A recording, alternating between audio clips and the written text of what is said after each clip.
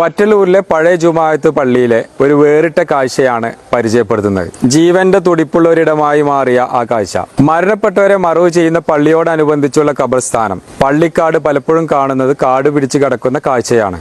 എന്നാൽ ഇവിടെ മലപ്പുറം ജില്ലയിലെ വറ്റലൂർ ജുമാഅത്ത് പള്ളിയിലെ ഖബർസ്ഥാനം ആ കാഴ്ചകളെല്ലാം മാറ്റിമറിക്കുകയാണ്. ഇവിടെ പലതരത്തിലുള്ള ഫലവൃക്ഷങ്ങൾ നട്ട് ആ മരങ്ങളിൽ നിന്ന് കായ്കനികൾ പറിച്ചെടുക്കുന്നതോടൊപ്പം തന്നെ പക്ഷികൾക്കും അണ്ണാനും മറ്റു ചെറുജീവികൾക്കും ആഹാരമായി മാറുന്ന വ്യത്യസ്തമായ കാഴ്ച. ജീവന്റെ തുടിപ്പുള്ള ഒരിടമായി മാറിയ ആ കാഴ്ച.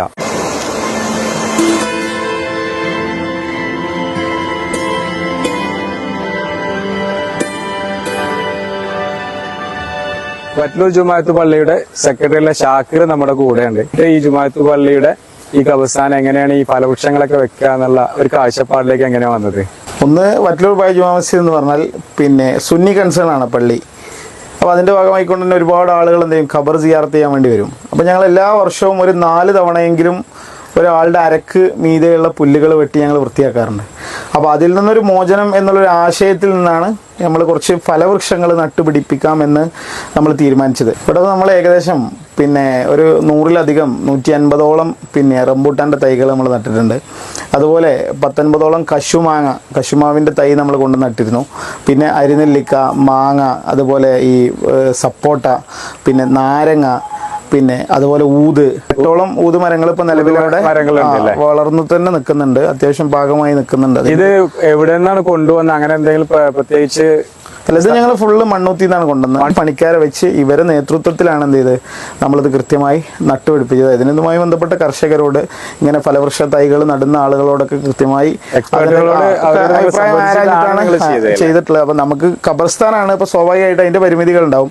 ആ പരിമിതികൾ ചിലപ്പോൾ നമുക്ക് നല്ല വളയിൽ ഉപയോഗിക്കാനൊന്നും കഴിയില്ല. അപ്പോൾ അവിടെ ഉപയോഗിക്കാവുന്ന രീതിയിലുള്ള എല്ലാ സൗകര്യങ്ങളും വെച്ചിട്ടാണ് ഇപ്പൊ നമ്മള് മുകളിലൊരു ടാങ്ക് ഉണ്ടാക്കിയിട്ടുണ്ടായിരുന്നു. നേരെ ബൈപ്പാസ് ചെയ്ത എല്ലാ ഫലത്തിന്റെ ചോട്ടിലേക്കും വെള്ളം വരുന്നുണ്ട്. അവളോടൊപ്പം ഇപ്പോൾ ഈ വർഷം നടത്തി. കഴിഞ്ഞ വർഷം വളരെ കുറച്ചാണ് കിട്ടിയത്, ഒരു 10 കിലോയിൽ താഴെയാണ് കിട്ടിയത്. ഇപ്പൊ നമ്മൾ ഈ സമയം കൊണ്ട് തന്നെ ഏകദേശം 50 കിലോയിലധികമുള്ള പിന്നെ റംബൂട്ടാൻ മാത്രം എടുത്തു. പിന്നെ മാങ്ങ ഇടക്കിടക്ക് നമ്മൾ പറിക്കാറുണ്ട്. പിന്നെ ഈ നാരങ്ങ ഇടക്ക് നമുക്ക് കിട്ടാറുണ്ട്. അതുപോലെ ഡ്രാഗൺ ഫ്രൂട്ട് ഉണ്ട്, അത് നമുക്ക് ഇടക്ക് കിട്ടാറുണ്ട്. പിന്നെ ഈ ഒരു ആശയം മുന്നോട്ട് വെക്കുമ്പോൾ തന്നെ നമ്മളെ പ്രസിഡന്റ് അഹമ്മദ് കുട്ടിയാജി വെങ്കിട്ട ഉൾപ്പെടുന്ന കമ്മിറ്റിയിലെ എല്ലാ അംഗങ്ങളും ഇതിന് വലിയൊരു പിന്തുണയാണ് തന്നത്. അങ്ങനെയാണ് നമ്മൾ ഇത് വെക്കാനുണ്ടായ കാരണം. ഇപ്പൊ നമ്മളൊരു പാരമ്പര്യ രീതി ചിന്തിക്കുന്ന ആളുകളായതുകൊണ്ട് തന്നെ ഒരുപാട് തടസ്സങ്ങളൊക്കെ വരാം. പക്ഷെ അതൊക്കെ നമ്മൾ മറികടന്നിട്ടാണ് നമ്മൾ ഉണ്ടാക്കിയിട്ടുള്ളത്. ഇപ്പൊ ഇതായി വന്നപ്പോൾ എല്ലാവരും ഭയങ്കര ഹാപ്പിയാണ്. അങ്ങനെ ചെറിയ വിമർശനങ്ങൾ ഉണ്ടായിരുന്നു, പക്ഷെ ആ വിമർശനങ്ങളൊക്കെ മാറി റിസൾട്ട് വന്നപ്പോൾ എല്ലാവരും അതിനോട് നല്ല കാഴ്ചപ്പാട്. അതെ, നമ്മൾ ഉദ്ദേശം എന്നുള്ളത് ആളുകൾക്ക് സ്വൈര്യമായി പുല്ലും കാര്യങ്ങളൊന്നും ഇല്ലാതെ ഖബർ സിയാറത്ത് ചെയ്യാനുള്ള സൗകര്യം ഒരുക്കാൻ വേണ്ടി നമ്മൾ സാധാരണ അത് വലിയൊരു കാഴ്ചപ്പാടിലേക്ക് മാറി.